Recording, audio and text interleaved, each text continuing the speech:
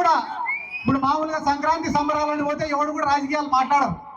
కానీ నిన్న ఈయన పవన్ కళ్యాణ్ అడిగిపోయినాడన్నా, నాకు రాజకీయాలు అంటే పెద్దగా ఇంట్రెస్ట్ లేదు,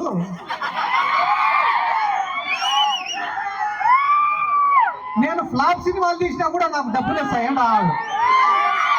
ఈడ 2 పాయింట్లు, ఆయన తీసేదే ఫ్లాప్ సినిమాలు.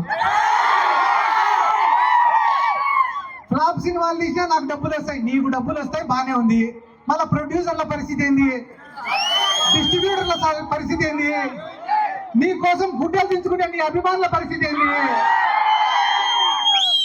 అవన్నీ నాకు అనవసరము, నాకు మాత్రం లెక్క వస్తుంది కదా. నిన్న ఎవడో చెప్పినాడంట, ఏందన్నా నెలకి 20 కోట్లకు 30 కోట్లకు కకృతి పడినావు నువ్వు, అదే నువ్వే ముఖ్యమంత్రి అయితే ఇంకా ఎక్కువ లెక్క వస్తుంది కదన్నా అని చెప్పినాడంట.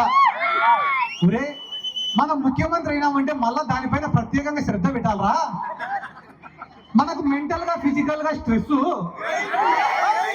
అదే చంద్రబాబు నాయుడిని నమ్ముకున్నాం అనుకో, నెల నెల మన ఇంటికే పంపిస్తాడు కదా లెక్క.